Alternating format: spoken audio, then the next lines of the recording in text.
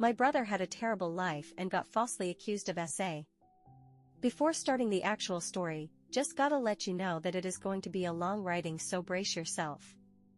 So, I am Sarah 23F and I have 3 siblings, one older sister 27F who we will call Amy, a younger brother who we will call Hashes, his gamertag, 17M, and youngest of all who we will call Emma 12F.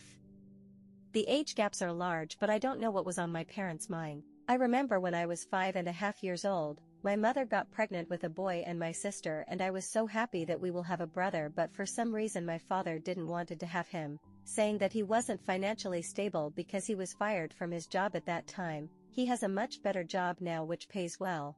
And my mother agreed on having an abortion, but my grandfather was able to argue with them and convinced my mother not to have the abortion. My father wasn't happy and didn't talk to my mother for a week because of it, and my mother started to hate my brother, but she also wasn't going to get an abortion because of her father. If she gets one, her father would cut ties with her. Fast forward to when my brother was 4, it was the first time I saw my parents hit my brother. As a 4-year-old, what can you do? Nearly nothing. He was begging my mom to give him her juice. She gave the glass to him with anger and he accidentally spilled it. He was literally 4, but my mom got angry and slapped him so hard that he fell down. My dad was sitting there and did absolutely nothing, just looked at my brother crying and went out of the living room.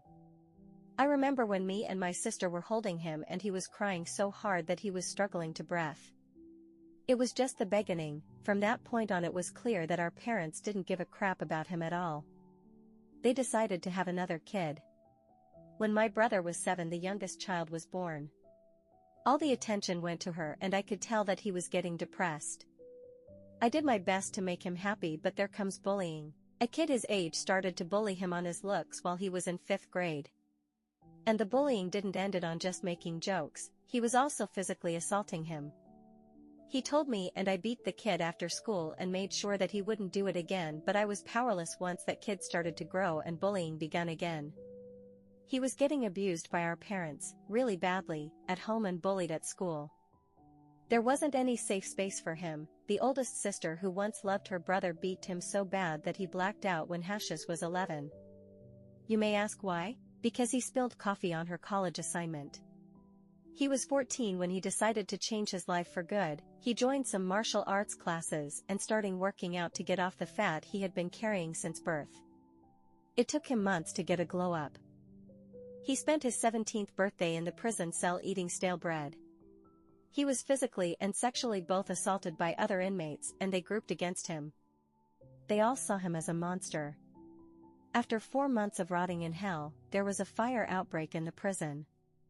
I am not sure about how it happened, but before it happened, some prisoners threw alcohol on Hashes, and when he was trying to clean himself up, the fire raged. The alcohol on him caught fire and it was really bad. He got half of his face burnt, the left side, lost his left eye and got all of his left side of body burnt. Those were 3rd-degree burns and the scars he got from them will never heal. He was rushed to the hospital. He was finally out of the jail, but not because justice was served, but because he almost burned to death. When I reached the hospital, I broke down seeing him in bandages like that.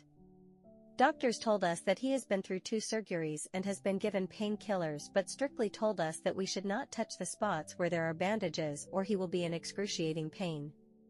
My mom suddenly cared and Dad also remembered that the person laying in front is his son. Mom was crying as well as Dad. He was laying there numb, barely conscious, with tears of trauma in his eyes. He was clenching my hands, unable to speak, but his red eye filled with tears told everything he has been through. Then after months of lying, Mia finally admitted that she was lying. She called our older sister and told her everything. Our parents were apologizing like their sorry would magically heal him and his mental health. The hospital bills were expensive and were equally split between me, my parents and Amy. After those long and painful nights for him in the ICU, he was healed to the point where he could stay at home but still come in for regular checkups. He refused to stay with our parents, saying that he would sleep on the cold streets rather than staying home with them. So he started living with me. I own a 1-bedroom apartment, so we had to share one bed. He opens up to me about everything and shares all his trauma. I have woke up and seen him cry on the bed with his head shoved in his knees many times, and it just breaks my heart seeing him like this. I comfort him, hug him, and even cuddle him to sleep in these situations. We were able to get Mia 5 years of jail and sued her, the government and the judge which took on his case. But no money can heal what has happened to him. The rich friend's daughter was finding excuses to touch him. My brother left the house and spent some hours at his girlfriend's house. The daughter gave up trying and tries to move on, and as the time passes it's Christmas.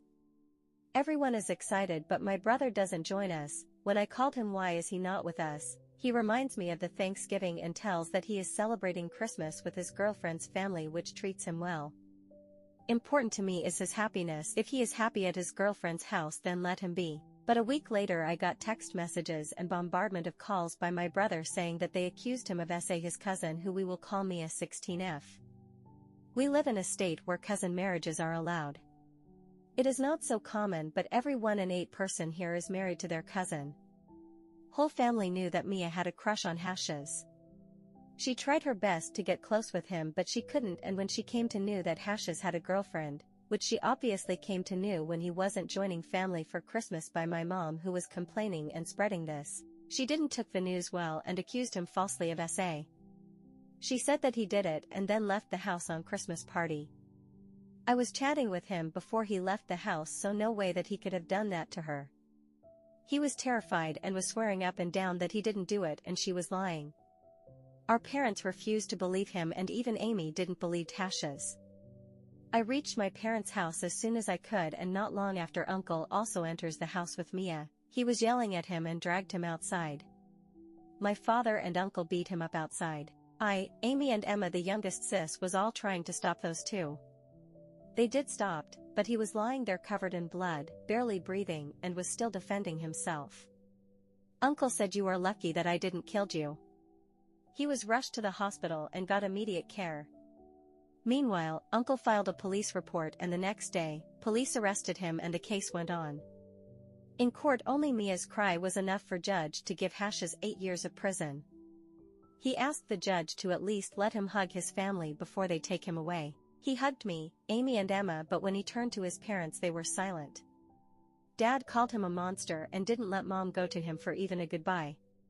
He glanced at Mia with hatred and was taken away. I was financially stable and did everything I could to let him out, but nothing worked.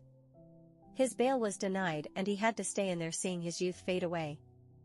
He got expert at boxing and built a pretty good physique for a 14-year-old. He stopped craving for our parents' love and tried to move on with his life. And also started dating my best friend's younger sister when he was 15, and things were looking good for him.